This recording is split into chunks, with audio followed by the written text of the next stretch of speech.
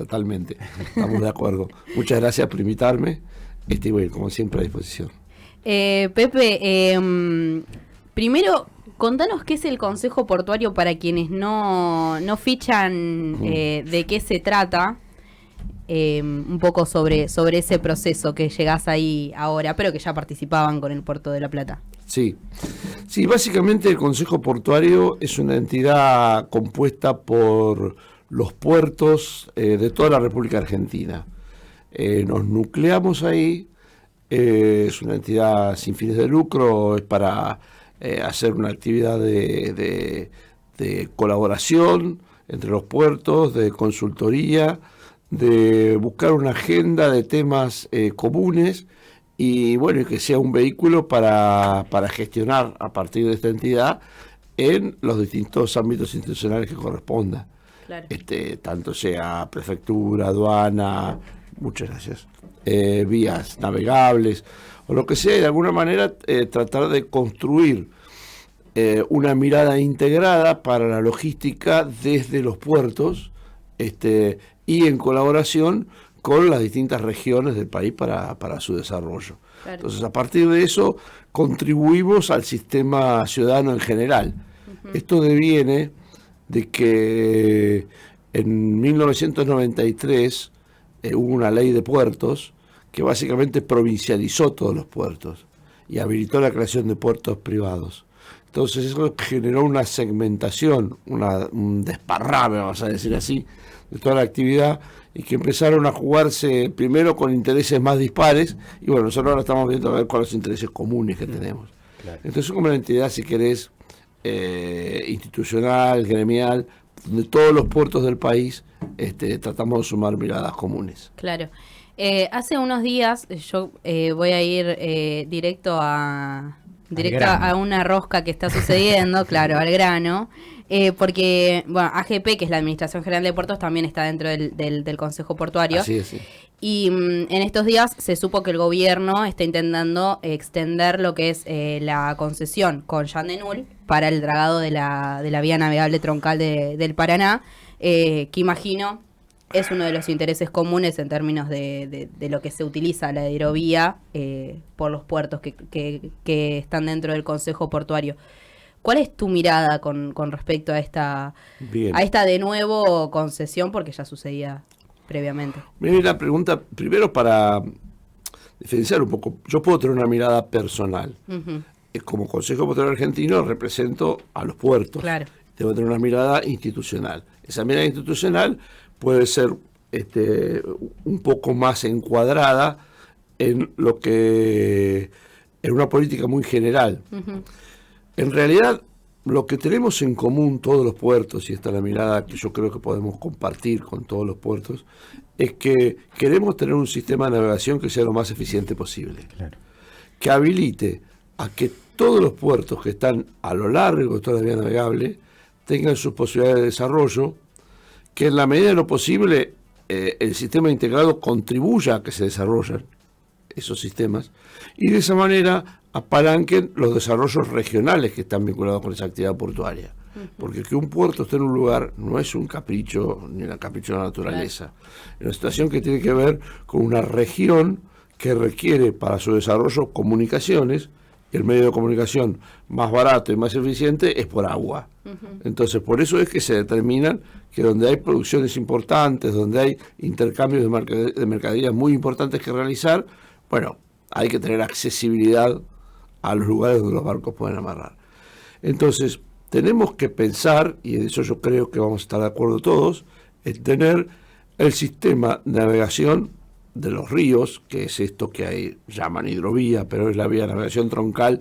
Digamos, una vez que se entra al Río de la Plata, hay que subir hasta Confluencia o más, hasta Bolivia, digamos, con un criterio de navegabilidad para que las mercaderías se puedan mover. Obviamente no es el mismo tamaño de barco el que puede circular por el Río de la Plata, por el Paraná Medio, por el Paraná Alto o por el Paraguay para llegar hasta Bolivia. Sí. Digamos. Son distintas características de embarcaciones y eso hace que las actividades se tengan que complementar entre distintas zonas. Entonces, con respecto a lo que hace falta para eso, yo creo que podemos obtener bastantes consensos. Tenemos que lograr la mayor posibilidad de navegación posible, o sea, los barcos más grandes posibles hasta donde el río lo permita. ¿Y qué quiero decir con el río lo permita? Que sea compatible la obra que tenemos que hacer para que se pueda detener el río y al mismo tiempo con la preservación, conservación, cuidado, intervención o control de las cuestiones ambientales, sociales, productivas, porque el río es, como yo siempre digo, el río es navegable, pero también es bebible, pescable, turisteable, desarrolla culturas, humecta humedales. No es lo mismo que el agua en el río se desplace a una velocidad que se desplace a otra, y eso depende también de la canalización. Entonces hay muchas cuestiones técnicas que son los que pueden ir definiendo en cada tramo cuál es el límite del río. A mí me gustaría, para favorecer a las comunidades regionales, que busquemos ese límite y después busquemos los mecanismos de inversión para poder alcanzar ese límite de la manera más eficiente posible. A grandes rasgos, y ahí entramos en el núcleo de la cuestión, porque podríamos hablar de la posibilidad de traer barcazas con mineral de hierro al sur de Brasil. Eso es un tema que está muy candente y que hay una posibilidad muy importante para todos, incluso para los astilleros argentinos, para poder producir esos, porque hay una explosión de producción de ese producto en el sur de Brasil. Mira. Podemos hablar de la soja que viene de Paraguay o de las zonas del norte de Argentina. Podemos hablar de la madera que viene de Entre Ríos o de Corrientes o de Misiones. Y eso obviamente va a requerir un tipo de movimentación, un tipo de embarcación propia de las zonas de baja profundidad. Claro. Para vincular con las zonas de más profundidad. Tenemos una inquietud grande que está dada por las inversiones en infraestructura del sistema agroindustrial. El sistema agroindustrial se ha radicalizado fundamentalmente en la zona al norte de Rosario, entre Rosario y Timbúes, que es un tramo que queda ahí sobre el Santa Fe, y que básicamente está vinculado cuando es la zona núcleo donde esos productos se producen, se acopian y se despachan. Hasta allí se quiere llegar con la mayor profundidad posible de los barcos. ¿De acuerdo? Veamos cuál es esa condición. Y veamos también, me olvidé decirlo esto, más al norte, esos puertos, si bien tenemos una vía navegable razonable desde el punto de vista de la pasa por el medio del río, también tenemos los accesos a los puertos. Porque si no, pasa la autopista pero no hay subida. Pasa de coté. Pasa de coté, no. Tenemos que tener la vinculación apropiada. Y en lo que es... Que estamos hablando ahí de desarrollo regional, digamos. Y claro, básicamente, por ejemplo, hay puertos como por ejemplo el de Barranqueras, que está en el Chaco, sí, que hoy tiene una actividad de acumulación de mercaderías muy grande, pero funciona básicamente como un depósito polo industrial, porque no tiene capacidad de tener barcos, porque está muy tapado por el sedimento, claro, y es necesario dragarlo. Y si para los argentinos y las argentinas es muy importante que haya una vinculación de la zona productiva que está vinculada con el puerto Barranquera con la vía navegable, y bueno, tenemos que pensar cómo resolvemos ese problema. No cómo lo resuelve Barranquera, cómo lo resolvemos los argentinos, porque lo diseñamos como un sistema integral. Claro. Y lo mismo con el tema, porque a lo mejor en el Chaco tienen además problemas económicos para afrontar eso. Claro. Pero pensemos también los que no estaría abrazado en ese problema, el económico, como pueden ser las exportaciones agroindustriales. Argentina tiene sus principales exportaciones vinculadas con la agroindustrial, ¿no? Y está vinculado con estos puertos que te digo. Deberíamos poder llegar a ese lugar, permitir llegar a ese lugar, o barcos con buena capacidad de carga. Eso puede lograrse con barcos que tengan mucha profundidad por circular, o barcos que tengan una profundidad razonable, pero por su diseño estén especialmente adaptados, claro, a este río. Claro. Entonces, que no calen tan profundo, pero que permitan llevar más carga. Entonces, ahí hay que trabajar complementariamente, y ahí entra el juego también con los astilleros. Y por último, digo, bueno, bárbaro, supongamos que podemos llegar, para poner números, hasta Rosario con 12 metros de profundidad, hasta Timbúes con 12 metros de profundidad. Sería un bárbaro. 11 metros de profundidad. Hoy estamos en 9 y pico, 10, depende de lo que baje el río o que suba el río. Suponete que da las cosas que se estudia, yo no lo sé todavía, hay que hacer ese estudio. yo creo que por la información que tengo de gente que sí lo ha estudiado, es muy difícil que pueda superar ese valor, ¿no? Claro. Pero supongamos que se pueda llegar a 12 metros de profundidad. Recorrer todo el Paraná a 12 metros de profundidad. Después viene por dónde salís. Porque llegás con el Paraná al Río de la Plata, y al Río de la Plata tenés que hacer 12 metros de profundidad en algún lado. La ruta actual, esto es un criterio mío, digamos, o sea, el criterio general tendría que tenemos que lograr que haya una ruta que sea posible para salir con 12 metros hasta el mar. Mi idea personal es que eso no sería por el canal Emilio Mitre, que es el que circula hoy y que es el que va paralelo a la costa, sí, sino por un canal que pasa por atrás de la isla Martín García, digamos, el canal de Buenos Aires, que tiene profundidades naturales muy cercanas a eso, y lo que hay que resolver son algunos pasos comprometidos. Claro. Y una vez que ese canal conecta con el canal intermedio, que es el que va desde la zona, vamos a decir, desde Buenos Aires al sur, digamos, cuando llega a la altura de Punta Indio, en lugar de virar hacia el este por una ruta complicada, porque tiene un canal poco profundo, angosto y con múltiples complicaciones, con una salida trabada, porque después tienen interferencia con el canal de acceso al puerto de Montevideo, ahí hay que hacer el canal Magdalena con 12 metros de profundidad, por lo menos. Yo creo que tenemos que llevarlo a 14, pero para asegurar la salida de las mercancías que vienen del río Paraná, por lo menos 12.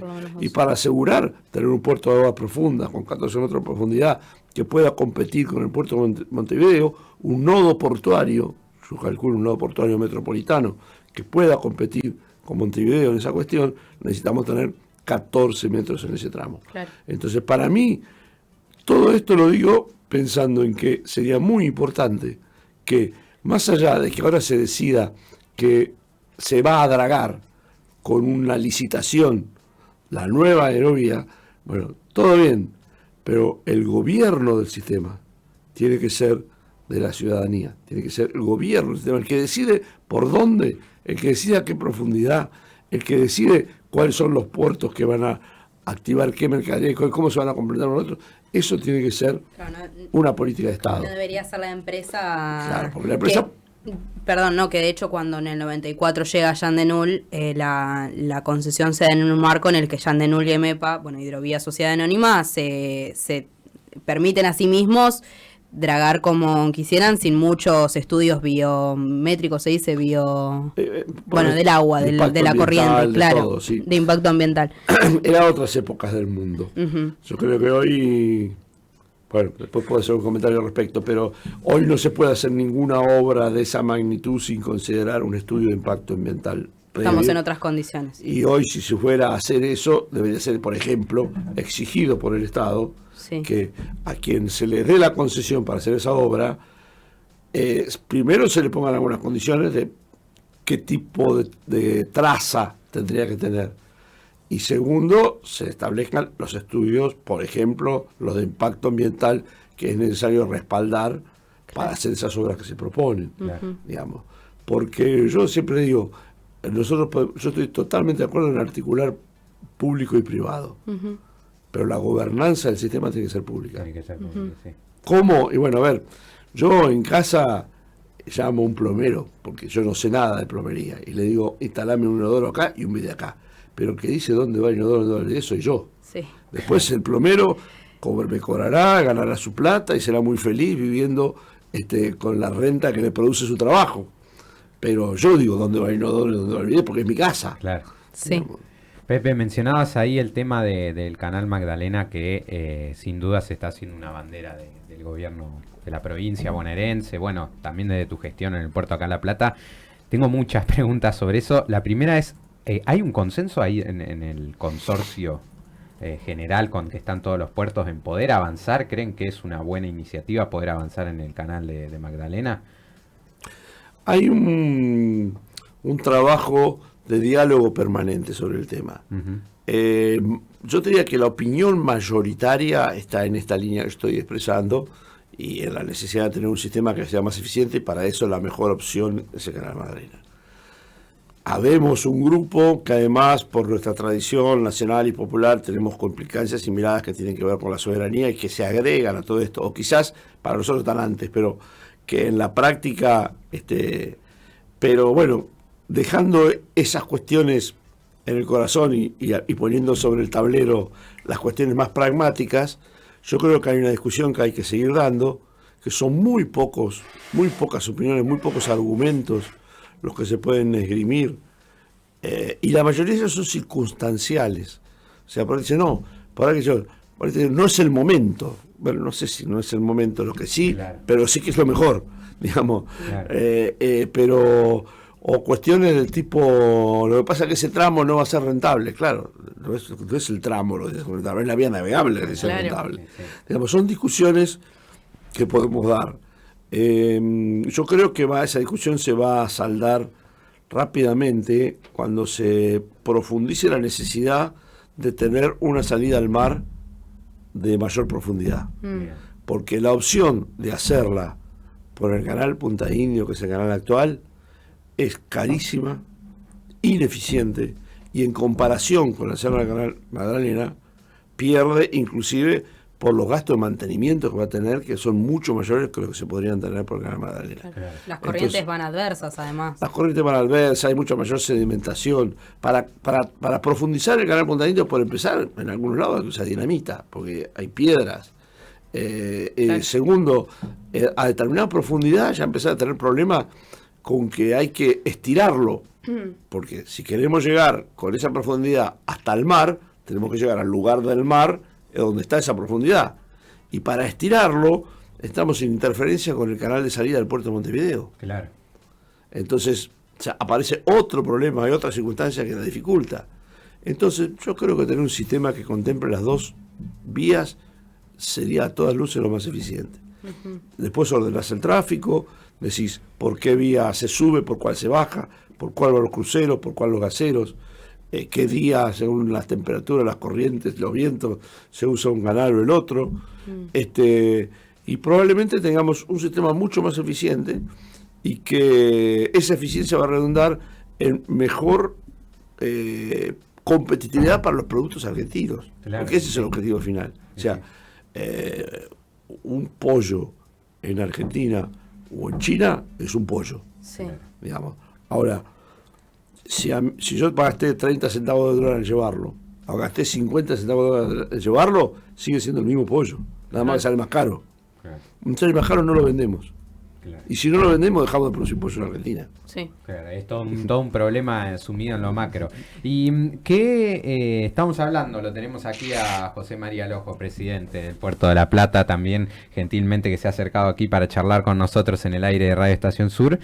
¿Qué importancia puede llegar a tener? Ahora estamos en un conflicto importante en términos de que el gobierno nacional está poniendo cierta presión a la provincia por la instalación de la planta de tratamiento de GNL, que se la quiere llevar Río Negro, que ya adhirió al RIGI, la primer provincia en adherir al RIGI. ¿Qué importancia le puede dar a la construcción del canal Magdalena que se instale la planta de GNL en Bahía Blanca? El canal Magdalena significa la conexión directa entre nuestro río y nuestro mar. Hoy en día, no solamente la planta de GNL, quizás no sería lo de mayor influencia. Como dije antes, los barcos que entran a cargar granos en Rosario, Timbú, San Lorenzo, a lo mejor es un barco que tiene capacidad para cargar 80.000 toneladas de grano. Claro. Pero llega a Rosario y carga 55. ¿Por qué? Porque si carga más, el barco se hunde más, y si hunde más no puede salir porque la panza roza al fondo, digamos. Entonces, carga 55. Entonces ese barco no se quiere ir a China en la mitad. Entonces, ¿qué hace? Sale por el río Paraná, agarra La Plata, hace la vueltita del Punta Indio, va hasta Montevideo y después baja a Bahía Blanca a cargar los otros 35.000 toneladas de grano que podía cargar. Claro. Todo mareado se va. Hace más de 100 kilómetros de más. Una barbaridad. En barcos son un montón de días. No? Son un par de días, pero además cada día de ese barco debe ser $60.000 que se pierde. Pero además gastó más combustible, pero además tiró más dióxido de carbono. Pero además generó Y eso sin pensar que por ir por Punta Indio, además tuvo que esperar, porque el Punta Indio está saturado, porque el Punta Indio es de 100 metros de ancho, cuando uno va para allá el otro no puede volver, hay que hacerse un costado, digamos. O sea, todos esos extra costos, digamos, no los paga Bahía Blanca, ni los paga el barco. El barco se da vuelta y le dice, che, vos que me contrataste, sí, me salió más caro. Claro. Ponés la tarjeta, Y el que me contrató dice, bueno, se da vuelta y le dice, che, a vos que me contrataste, te salió más caro. ¿Y quién es el último en la cadena? El que no puede mirar para atrás. El Estado. El Estado. El productor. El productor. Ah, el productor, claro. El productor, que laboreó, que plantó, sembró, se expuso a la inclemencia del clima, del tiempo, corrió todos los riesgos, y cuando tuvo la producción, vienen y le dicen, che, que salen más baratas porque el flete sale más caro. Pepe, y, te pregunto ahí en el medio. Estamos hablando de que los productores se ven afectados porque no existe el Canal Magdalena. Y pienso en la Bolsa de Comercio de Rosario, inevitablemente, que ahí confluyen muchísimos de estos productores agropecuarios de gran espalda. ¿Por qué no quieren que se proyecte el Canal de Magdalena? Recuerdo el año pasado, si no me equivoco, en el 2022, cuando se pensaba también en la vía troncal como nacionalizada, habían salido a decir que estaban en contra, bueno, y también de estos procesos de construcción del canal. ¿Por qué crees que no quieren? Mira, yo creo que los vamos a convencer, los vamos a persuadir. Están reticentes nada más por ahora. Yo creo que, a ver, probablemente en el pasado se haya ideologizado demasiado esto. Claro. Entonces yo no dejo de hacer valer y reconocer mi ideología sobre todas las cuestiones. Pero ponerla siempre como el primer parámetro, y eso les pasa a ellos y nos pasa a nosotros muchas veces. Entonces, no voy a favorecer a la ideología contraria, ¿viste? Y eso ya genera un problema. Pero eso puede ser una de las razones. La otra es los que son beneficiarios del status quo. O sea, hoy tengo una situación que la tengo estabilizada. Digamos, probablemente el productor está contento con lo que cobra, aunque le estén cobrando el agropecuario está contento con lo que gana, entonces todo es también así, Claro. digamos. ¿Por qué voy a cambiar? ¿Por qué no estar mejor? ¿Por qué no? Bueno, entonces, ¿y si al estar mejor quedó afuera? Porque la otra es que hay muchos que se benefician con las ineficiencias del sistema, que están haciendo su negocio porque hay una ineficiencia. A ver, yo siempre cuento este chiste, pero los voy a aburrir contándoselo, no, porque parece que es un ejemplo válido, que es el tema del tractor que saca los camiones que se encajan en el camino rural. Sí. Sí. Si vos le va a faltar el camino, el tipo ese te va a decir, pará, me cagas el negocio. Claro. Claro. ¿Qué es mejor para el productor rural, para el camionero, para la economía argentina? ¿Que el camino esté faltado o que no esté faltado? Y que te ha faltado, lógicamente. Entonces, bueno, ahí hay que ver cómo operan esos intereses creados, que obviamente son mucho más complejos en todo esto. Claro. De hecho, para que te des una idea, hoy hay en el puerto Montevideo una empresa multinacional que es la que opera la terminal de contenedores del puerto Montevideo. El puerto Montevideo mueve 1.100.000 toneladas por año. Toda la República Argentina, desde Formosa hasta Ushuaia, principalmente Buenos Aires y del Sur, pero de Formosa hasta Ushuaia, el año pasado movieron 1.800.000 contenedores. Eso quiere decir dos cosas. O que Uruguay es una potencia industrial y nosotros no sabíamos. Que lo Ojalá dudo. ojalá lo fuera, pero creo que no es el caso, digamos. O lo que estamos viendo es carga de Argentina. Claro. Porque Argentina sí tiene capacidad de mover. De hecho, estamos viendo 1.800.000 contenedores hoy y es lo mismo que movíamos en 2007. Claro. Entonces, yo creo que algo se habrá crecido en todo este tiempo. Sí. Bien. Esa terminal hizo un acuerdo ahora con el gobierno uruguayo para prolongar su concesión por 50 años más. Si a 15 que le quedaban, 65 años tiene para adelante. A cambio de eso va a ser una inversión. una inversión de 700 millones de dólares, o sea, 2 canales Magdalena. Claro. ¿No? Estamos hablando de Catoven, ¿no? Caternity. Que también es belga como Jean Es Denol. belga, sí. Entonces, si haces inversión de ese volumen Ujú. y después haces un acuerdo con el gobierno de Uruguay para que se profundice el canal de acceso del puerto de Montevideo a 14 metros, Sí, otros 200 millones de dólares más. es una barbaridad. Son 900 millones de dólares que los va a recuperar rápido si no se hace con la Magdalena. Claro. Yo no sé cómo operan a partir de eso. Claro. Una dragadora salió a ofrecerle al ministerio que le podía dragar por mucha menos plata, o le podría abrir el canal por mucha menos plata, pero no nada. Claro, y seguramente lo que está proponiendo es profundizar el canal Punta Indio. Claro. Ujú. Que eso para la dragadora tiene dos ventajas. La primera es que hay que profundizar una obra de mucho más magnitud que la otra. O sea, sale mucho más caro hacer el Punta Indio que el Magdalena. Suponete que lo que quiere es profundizar nada más que a 11 metros.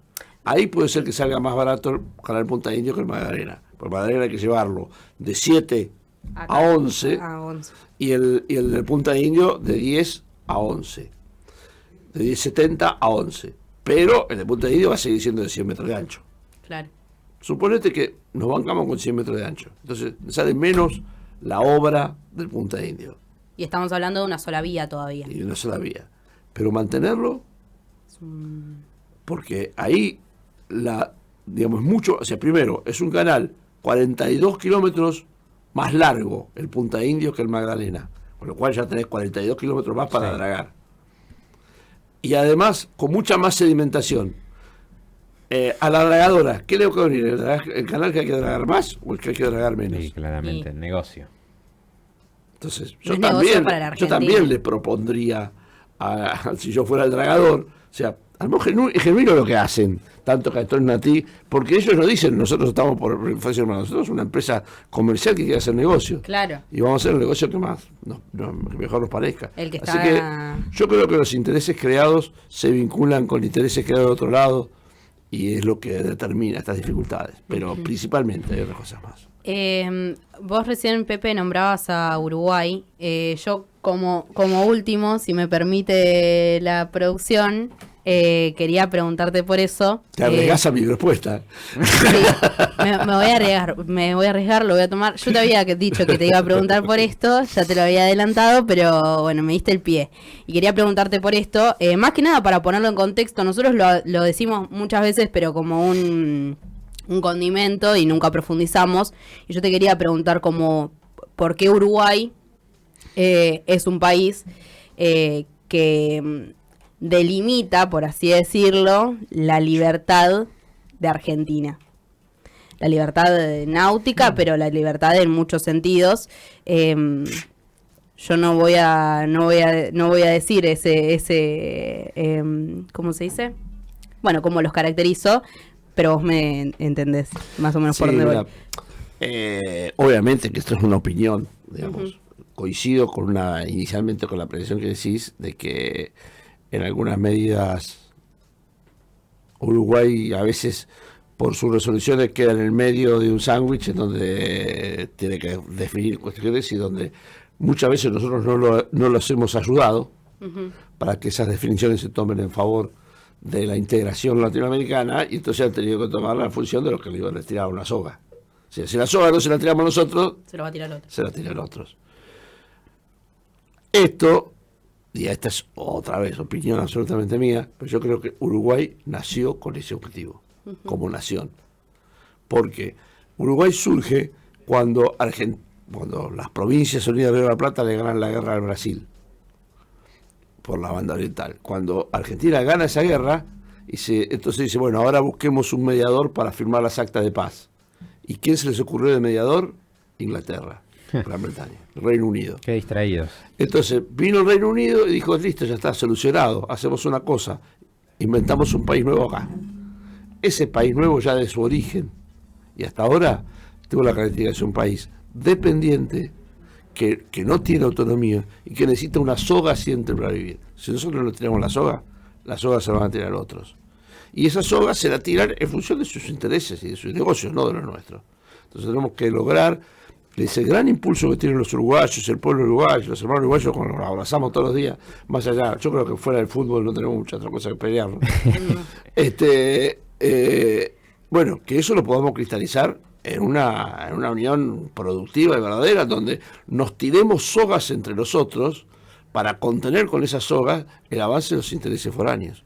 Bueno, nos está faltando un poquito de eso.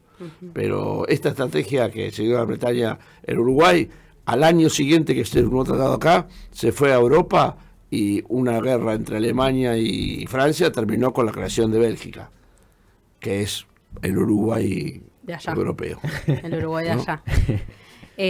Bueno, muchas gracias. Gracias a ustedes y bueno, perdón por la demora, yo tenía que venir un reto antes. No hay problema. Muchas gracias por la tolerancia y bueno, y el espacio para poder hablar siempre. Muchas gracias. Y acérquense al Puerto de la Plata, porque hay actividades muy lindas todo el tiempo. Y bueno, no pudimos hablar de esto, lo haremos en otra ocasión, pero también es interesante hablar sobre la apertura del puerto como un centro cultural, como algo que está a disposición de la comunidad. Entre a la página, síganos en las redes. Ahí aparecen muchas opciones, muchas cosas muy divertidas para hacer. El 20 de junio pueden festejar el Día del Amigo en la milonga que hacemos. Espectacular. Qué lindo. Espectacular. Milonga abierta gratis para todos y un clima bárbaro y clases de tango de 8 a 9 y media y a partir de ahí viene la orquesta y el cantante y se arma la milonga. Y la verdad que lo venimos haciendo ya hace más de un año y está funcionando muy bien. Y la pasamos bárbaro, así que los esperamos y las esperamos. Para anotar para Derecho Viejo, que vayan a hacer la milonga un día ahí, el programa en vivo. Gracias, Pepe, por venir.